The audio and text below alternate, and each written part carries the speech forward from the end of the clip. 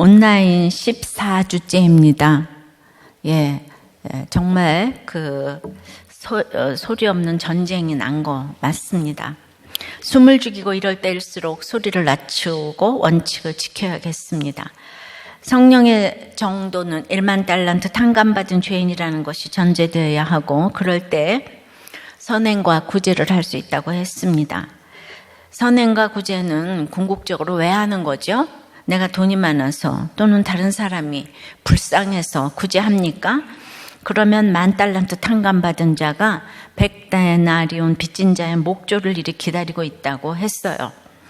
1만 달란트를 탕감받았다는 것을 은혜가 아니라 특권으로 생각하기 때문에, 그러니까 죄사함이 없이 돈이 생기고 승진이 되니까 이거를 특권으로 생각을 하게 되니까 선민의식이 나쁜 거죠. 거기서 이제 선민의식이 생기고 내가 교회를 다니니까부터 시작해서, 그러나 성령의 선민의식은 필요한 거예요. 그래서 오늘은 성령의 선민의식에 대해서 생각을 해봅니다. 첫째로 이기적인 선민의식을 버려야 합니다. 43절입니다. 시작. 베드로가 욥바에 여러 날 있어 시몬이라 하는 무두장이의 집에서 머무니라. 그는 무두장이 시몬의 집에 유숙하니 그 집은 해변에 있느니라. 있다 하더라. 레위기에 보면은 무두장이는 죽은 짐승을 다루며 그 털과 가죽을 만지기 때문에 불결하며 부정한 직업으로 여겨졌어요. 그래서 많은 사람에게 더럽다고 멸시를 당했습니다. 그런데 그런 집에 베드로가 유숙한 것은 놀라운 일이었죠. 누가가 베드로가 욥바에서 무두장이 시몬의 집에 머물렀다고 굳이 밝히는 것은 바로 10장의 고넬료가의 구원 사건과 관련하여 이러한 베드로의 의식의 전환을 보여주기 위한 의도가 있다고 볼 수 있죠. 이 일이 너무 중요한 이유는 첫째, 이방 세계의 믿음의 문이 열리고, 둘째, 할례 없이 교회에 참여하게 되었기 때문이고, 셋째, 교회가 유대교적 습성을 버리고 이제 독립적으로 발전했기 때문이에요. 굉장히 중요한 일이 이제 시작이 되는 거죠. 근데 베드로가 무두장이를 만나는 것과 그 구한말의 에비슨 선교사가 이 백정을 만나는 것과 이제 비슷해요. 그럼 여러분들이 이해가 쉬울래나 모르겠어요. 자, 무당, 기생, 짐승 가죽으로 신을 만드는 갓바치 등 7,000반이 있었어요. 조선 왕조에는. 근데 7,000반 중에서도 백정은 제일 마지막 계급이죠.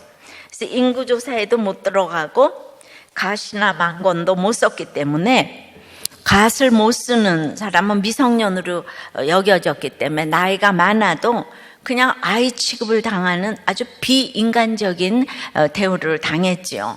머리가 허연 노인네를 보고 5살짜리가 야, 너 이리 와, 저리 와, 가, 이러면은 어떤 마음이 들었겠습니까? 백정 식구들은 아들이고 딸이고 다 같이 따라서 백정이 되는 거죠.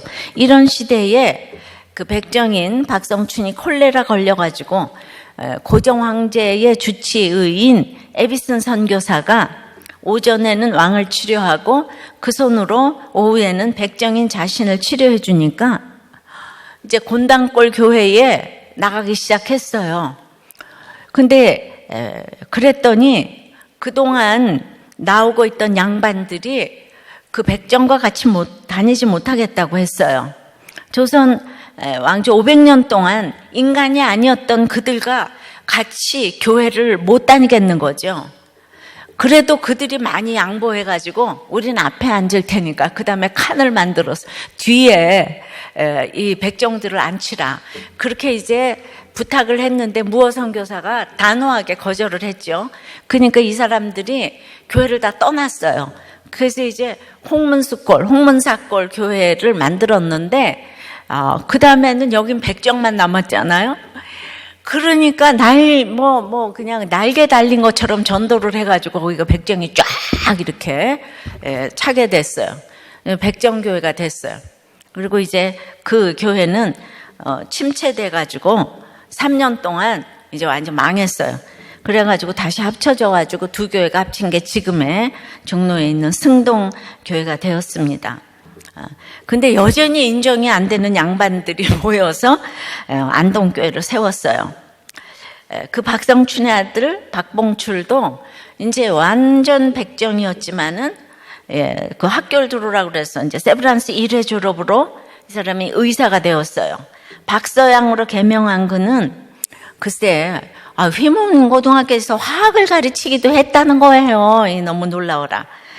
이와 마찬가지인 것이 이 베드로가 무두장이 집에 머물렀다고 한 것이 이 정도 되는 일이라는 얘기를 말씀드리고 싶어요. 사실 그때까지도 베드로는 양반처럼 유대인의 관습이나 할례 등 율법적인 사고에서 완전하게 자유하지 못한 사람이에요. 이게 몸에 익힌 게 너무 무섭죠. 여기도 500년 지금 익혔는데 우리나라도. 적용해 보세요. 여러분의 특권의식은 어디에서 나타납니까?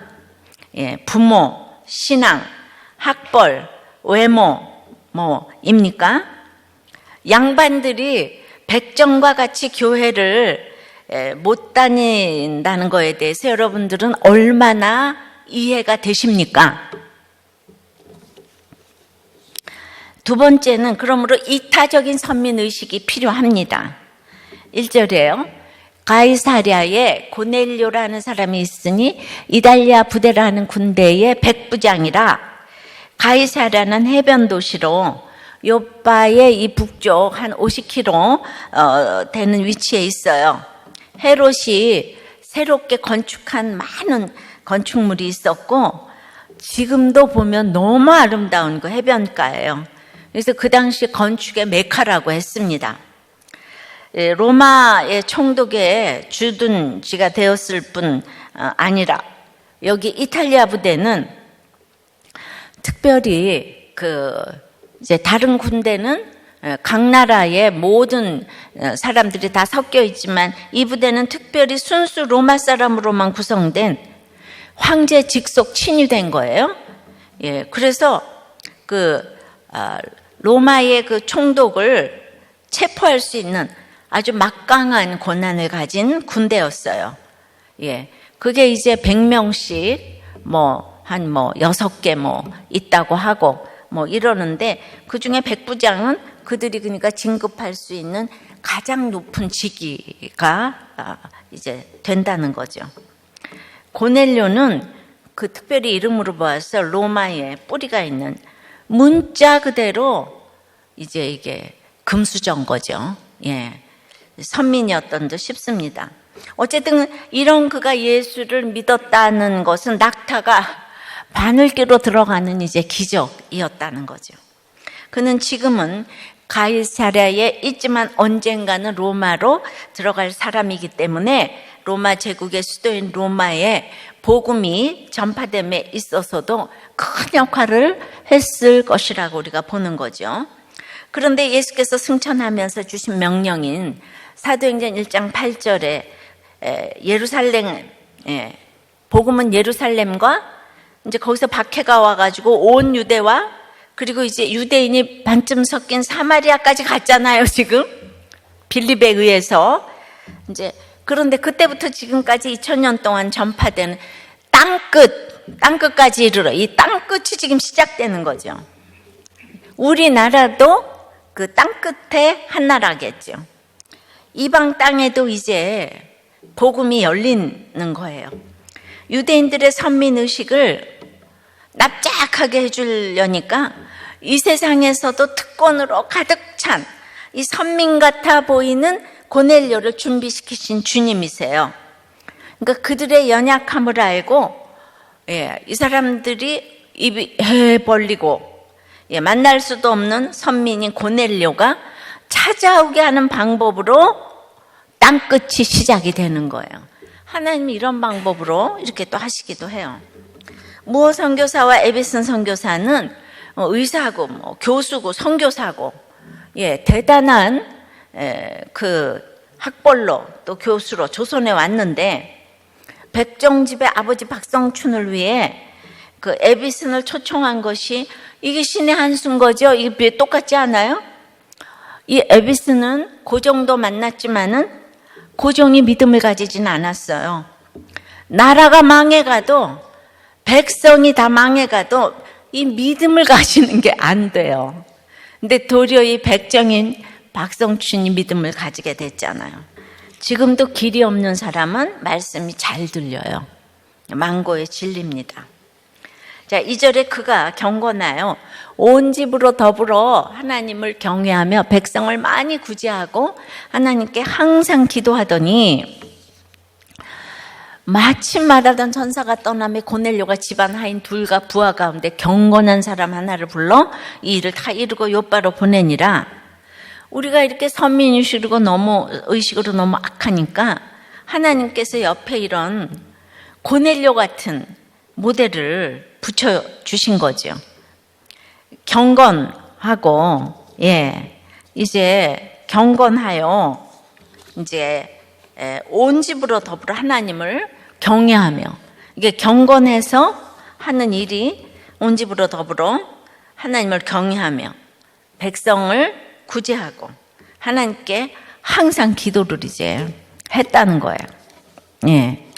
뭐 여러 가지 뭐 단어의 뜻이 많겠지만은 그러니까 가족에 충성하고 사회적으로는 군대의 백부장이고 영적으로도 지금 베드로를 너무 잘 모시고 7절에 보니까 부하까지 양육을 잘 시켜가지고 부하도 경건해요. 부하들에게 그들에게 자초지종을 자세하게 말한 것으로 보아 하인으로 대하지 않고 친구로 대하면서 그들을 존중해 주고 있음을 알 수 있어요. 모든 걸 삶으로 보여주고 있어요. 영육간에 완벽합니다. 예.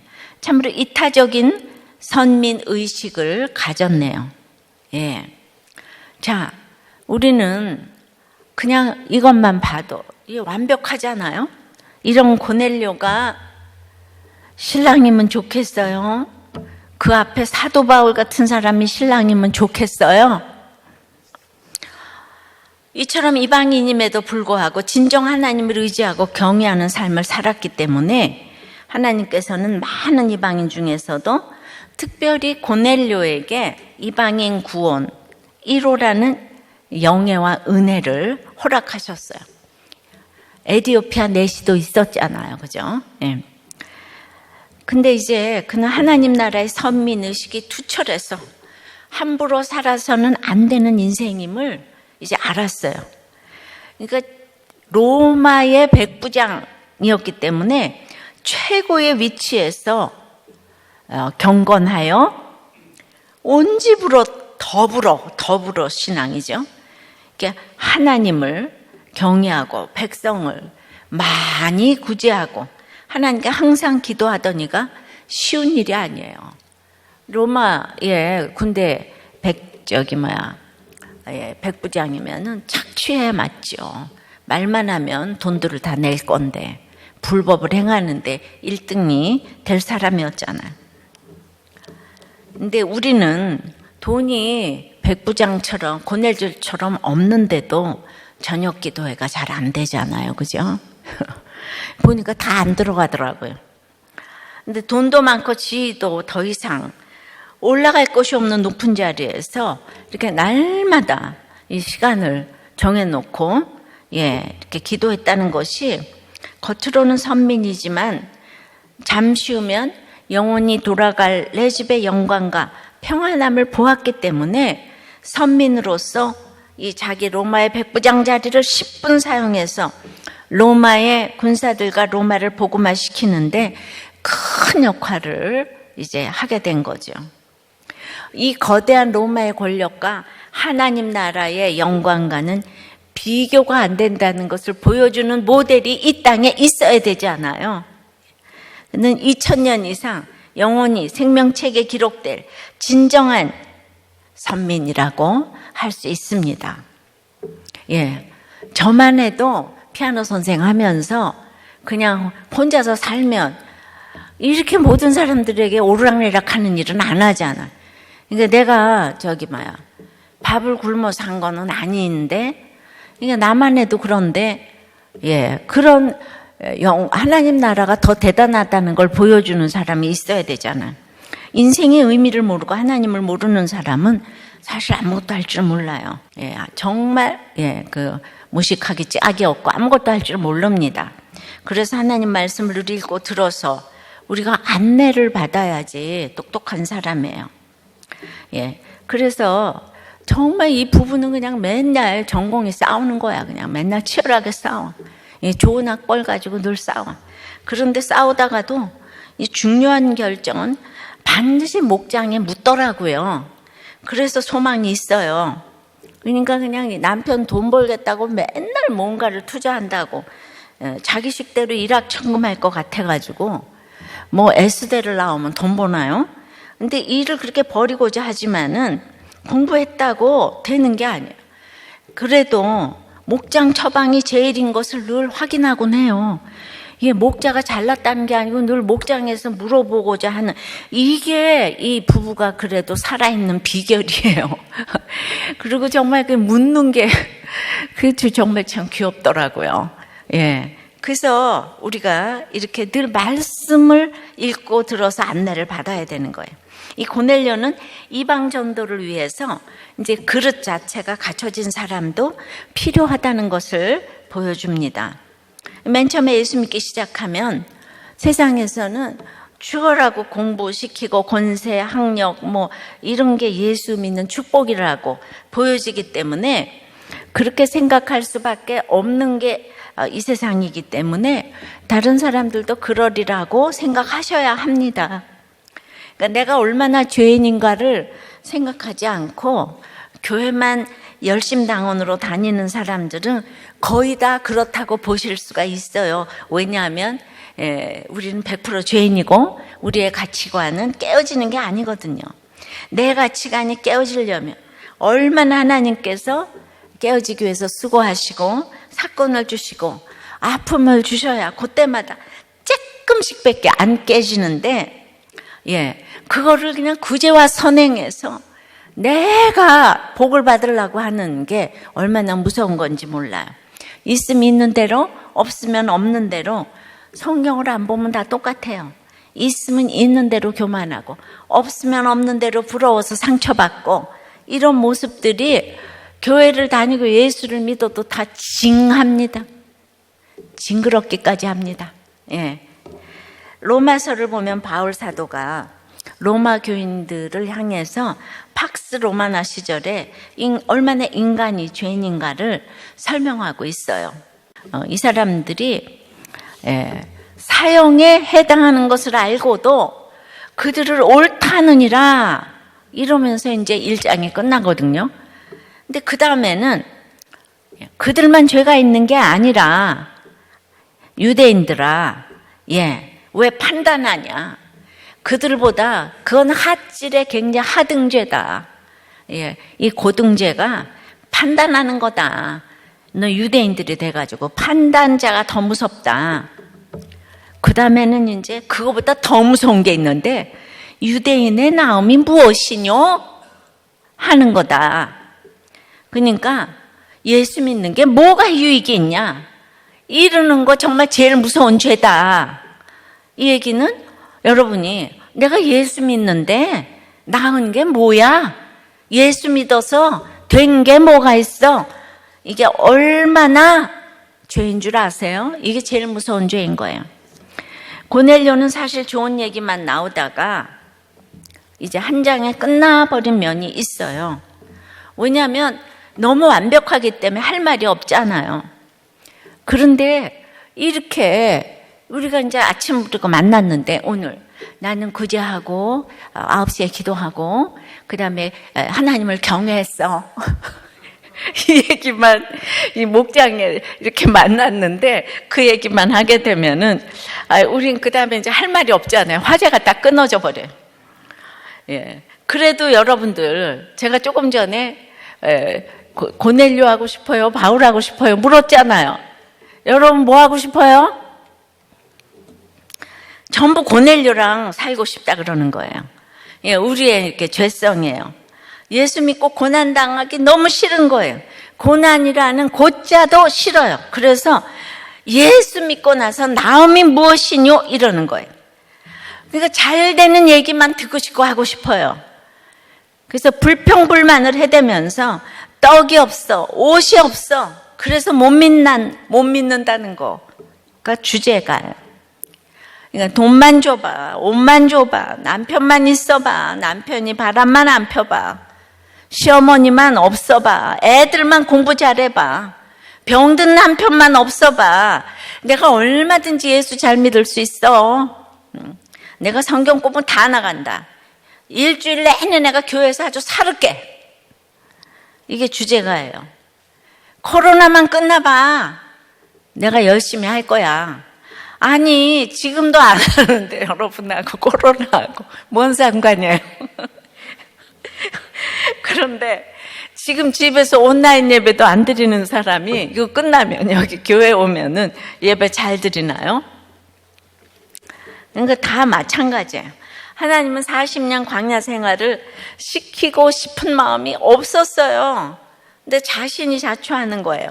40년 동안 아무것도 안 했는데 결국은 만나도 주고 메추라기도 주고, 시험하여 보라 주님이 그랬는데 시험하여 봤는데도 의복에 헤어지지도 않고 신발이 부르트지도 않았는데 다 줬는데도 죄가 그대로 있어요. 네. 사람은 떡으로 사는 것이 아니라 여호와의 말씀으로 사는 줄을 내가 알지 못하느냐? 여호와를 경외하고 그의 명령을 듣고 지키는 것이 본분인 줄을 모르느냐? 그걸 40년 지나기 전에 알아들으면 얼마나 좋겠어요. 예. 그래서 제발 그게 예수 믿고 나음이 뭐냐, 유대인의 나음이 뭐냐, 그런 말 좀 하지 말라고. 이 얘기를 다 해도 그래도 우리는 고넬료가 너무 좋아. 예, 고넬료가 좋아. 예, 다윗보다는 다윗의 친구인 요나단 같은 사람, 착한 사람이 너무 좋은 거예요. 여러분들 애니야, 지난주에 33절에 애니야는요, 한 일이 보니까 중풍 걸려 침상에 누워서 8년 동안 누워서 아픈 거, 이거밖에 한 일이 없어요. 36절에 다비다는 선행과 구제하는 일이 심히 많은지라 그때 병들어 죽었다. 예. 그러니까 이때 죽는 게 다비다는 너무 좋아요. 괜히 살려내가지고 더 힘만 들어. 다비다 입장에서는 죽는 게 100번 좋아. 여러분들 왜 살 수 없이 살아나가지고 고생만 더 하다 갔어. 근데 사람들은 그냥 선행과 이걸 하면은 나는 살아날 수 있어. 이게 주제가죠. 그 다음에 제일 기가 막힌 건 이 43절에 시몬이라는 무두장이의 집은 베드로가 머물렀다는 것밖에 한 일이 없어요. 여러 날 베드로가 머물렀다. 근데 이제 이 세 사람에 비해서 고넬료는 막 너무 특별해요. 따라갈 수가 없는 스펙과 성품과 믿음을 가졌어요. 부하에게도 대단한 상사고, 아빠고 남편이고, 그냥 랄랄랄라. 그러나 여러분, 이 한 장에 나온 이 사람들, 시몬, 애니와 고넬료가 똑같이 주님의 은혜로 구원받는 거예요. 이 땅에서 8년간 누워 있어도 그냥 믿기만 하면 천국에서 다 같이 눈을 뜨는 거예요. 성지순례 가면 무두장이 집이 기념관이 되지 않았을까요? 했더니 그렇다고 그러네요. 모르는 거 빼고 다 알고 있는 아무개 목사가, 예, 아주 그냥 이 컴퓨터처럼 누르기만 하면 뭐가 다 알아요. 예. 자, 또 물어볼게요. 여러분은 무두장이 시몬이 좋습니까? 고넬료가 좋습니까? 또 대답해봐요. 에? 왜 대답 안 해요? 누가 좋아요? 고넬료. 예. 이 둘이 똑같이 구원받았다는 것이 이해가 되십니까? 그거는 이해가 돼. 내 아무리 구원이라도 나는 고넬료가 좋아. 그죠? 내 아무리 구원이 좋아도 나는 고넬료가 좋아. 예. 바울보다는 고넬료, 무두장이보다는 고넬료. 예, 다 이렇게 되는 거죠. 성령의 선민의식은 세 번째는 그러므로 기도와 구제가 하나님 앞에 상달돼야 합니다. 자, 하루는 제9시쯤 되어 환상 중에 밝히 보면 하나님의 사자가 들어와 이르되 고넬료야 하니 고넬료가 주목하여 보고 두려워 이르되 주여 무슨 일이니까? 천사가 이르되 네 기도와 구제가 하나님 앞에 상달되어 기억하신 바가 되었으니, 그러니까 이제 이 천사가 등장했잖아요. 천사는 구속사의 중요한 일 받아 등장해서 하나님의 신성을 나타내주는 그 역할을 해요. 그래서 예수님의 그런 탄생도 천사 가브리엘에 의해서 선포가 됐고, 또 이제 탄생했을 때도 천군 천사가 전했고, 또 부활도 천사가 와서 전했는데, 이 구속사에 있어서 이 이방인 선교는 너무 중요하기 때문에 이 천사가 나타나서 이렇게 이제 말을 해준 거죠. 그러나 이 대단히 중요한 일이라도 여전한 방식으로 경건하게 기도하고 사니까 그냥 9시쯤 되어서 날마다 기도했던 그 시간에 기도를 하니까 환상 중에 보여주시는 것이 있는 거예요. 이 9시 기도 시간이라고 한 거, 알아주는 이 없어도 말씀 보고 기도 시간을 지키고 있으면 식구들이 보고, 식구들이 여러분을 보는 거고 또 하나님이 보세요. 그런데도 여러분들은 저녁 기도 시간이 힘드시죠?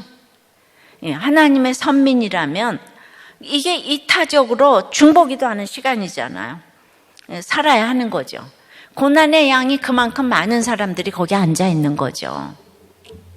상달하여는 하나님께서 기뻐서 제물을 받으신다는 거예요. 우리의 번제, 제물, 이거를 받았다는 이게 상달이에요. 즉 기도와 구제의 긍휼과 관대한 행위가 하나님께 다 연락이 됐어요. 상달이 됐어요. 행위 때문이 아니고 하나님의 뜻으로 인한 진정한 기도와 구제가 하나님 앞에 상달됐다는 거예요. 내가 진심이 하나님 앞에 이제 상달이 됐다고. 설교만 할 게 아니라 여러분들의 그 나눔과 지금 이 코로나 때문에 우리가 못 모여도 목장에서 나눈 것들, 이게 너무 중요해서 좀 많이 알려드리려고 해요. 동네에 혼자 사는 80대 권사님의 거동이 불편해서 이 목자님이 쓰레기도 버려주고 장도 대신 봐주고 병원도 모시고 가고 한다는 거예요. 이거 아무나 할 수 있는 일이 아니잖아요. 우리도 꽤 화이팅해요. 목자님 자격 있습니다. 또 한 분은 그냥 주님께서 저를 깨닫게 해주셔서 가정이 있는데 그때 아내를 쳐다보면 답이 안 나오는 건데, 아니 내가 아무리 잘못했어도 뭐 아내가 바람 피우고 할 정도의 잘못인가 이제 싶었는데 시선이 옮겨져서 주님을 바라보게 되어서 나를 비춰보니까 내가 정말 죽을 죄인이 맞더라. 자기 죄에 절망이 되니까 아내의 행동이 죽을 잘못이 아니지 않냐 하고 내 죄가 보이기 시작했다는 거예요. 지금은 잠시 숨 고르게 하는 평안함은 있어요. 있다. 목장을 하고 집사님들 신방하고 하는 것이 선행이고 구제인 것 같은데, 부목자님 누나가 신천지인데 이 성향이 권찰과 비슷하더라. 아내와 비슷하다는 거죠. 남자 집사님은 저랑 비슷하고, 그래서 이혼 말이 나오는 이 집에 그냥 개인적으로 만나서 제 이야기를 해드렸다.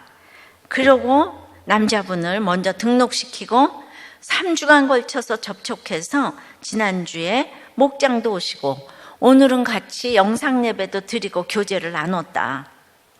그런 것들이 제가 자기 죄를 보지 못했다면 이건 정말 불가능한 일이었을 것이다.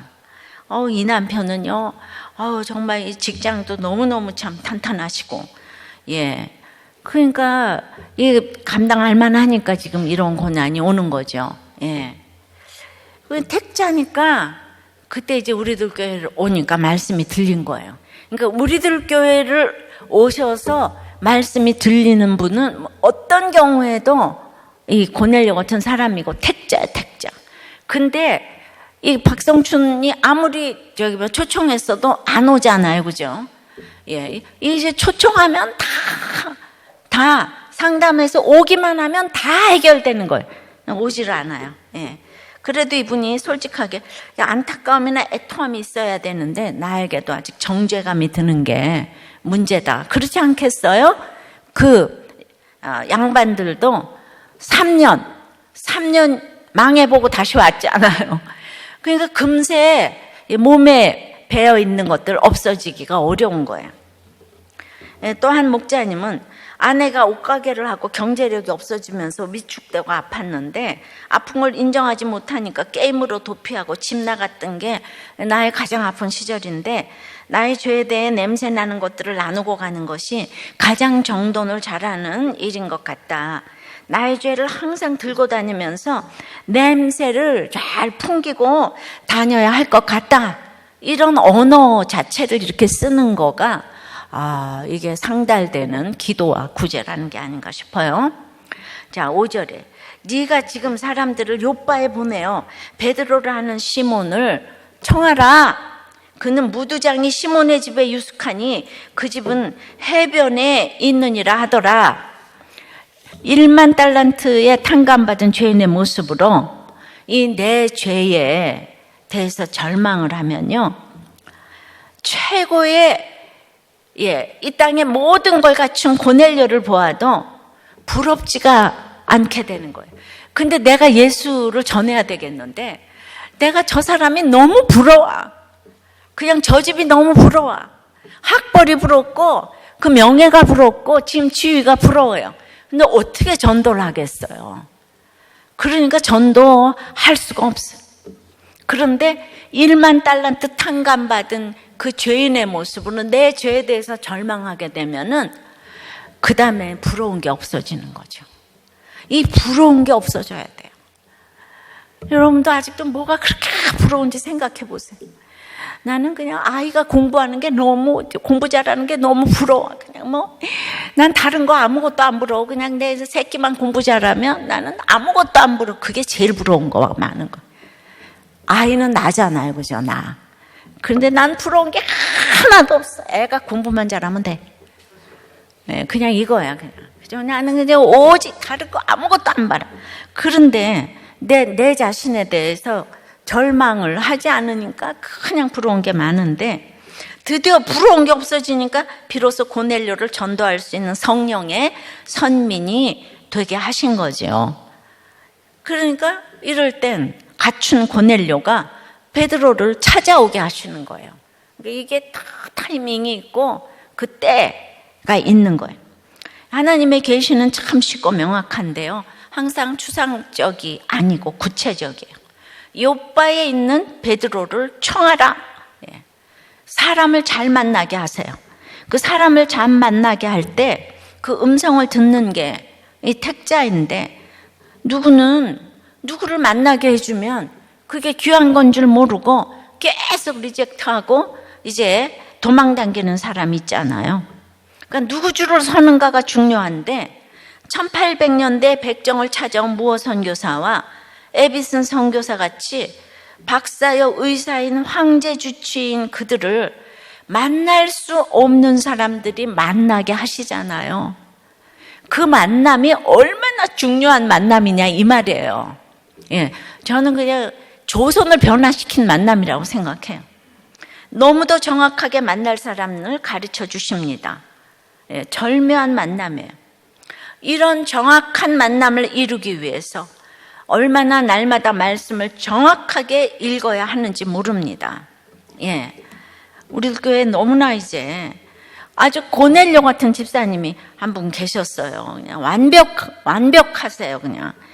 그랬는데 그분이 갑자기 아프다 그러니까 저녁 때 일손이 안 잡히는 거 기도를 해야 되는데, 막 그냥 너무나 뭐든지 그냥 집에도 잘하고 아내들한테도 잘하고 직장도 빵빵하시고 헌금도 많이 하시고 그냥 봉사도 너무 최고로 하시고, 그런데 갑자기 이게 막 그냥 마음이 둥둥 뜨는 게 막 고쳐달라고 막 살려달라고, 그게 너무 가까우면 상달되는 기도를 못하고 전부 다 정욕적인 기도를 해요.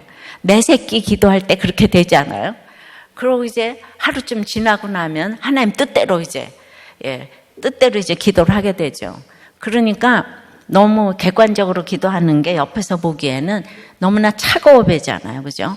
근데 이 하나님께 상달되는 기도를 이제 한다는 게, 그러니까 참 있잖아요. 말씀을 보지 않으면은 정확한 인도를 받기가 진짜 어려운 것 같아요.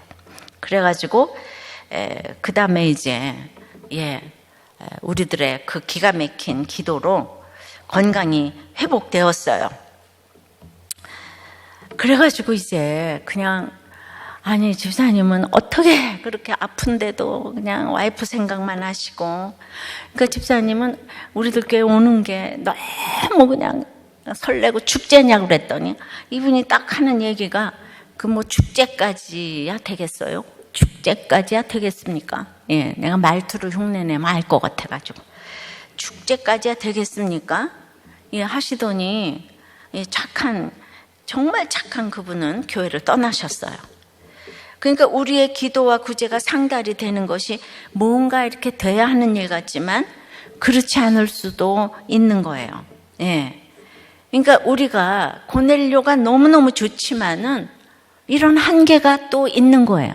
우리가 고넬료 최고인데, 그렇지만 좌우간 예배가 축제이고 삶의 전부여야 하는 거는 맞아요. 근데 모든 게 다 갖췄는데 그렇게 전부 되기가 어렵지 않아요?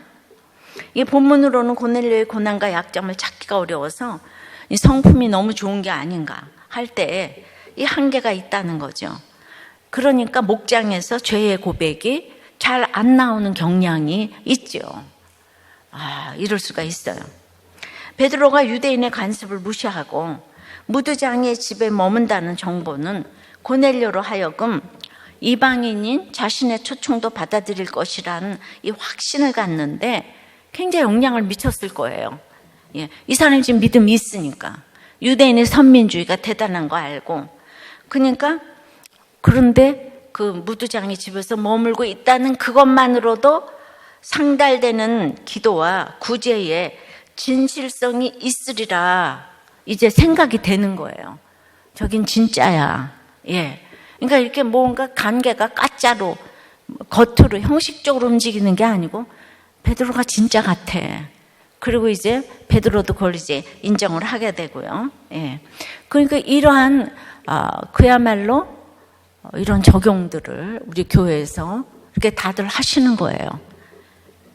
삼목자님은 지난 금요일 스승의 날이었는데 그냥 수년 전에 졸업해서 직장에 다니고 결혼해서 아이까지 낳은 제자들이 안부 전화를 하며 감사하다는 인사를 전했대요. 이것만 해도 삶의 결론이에요.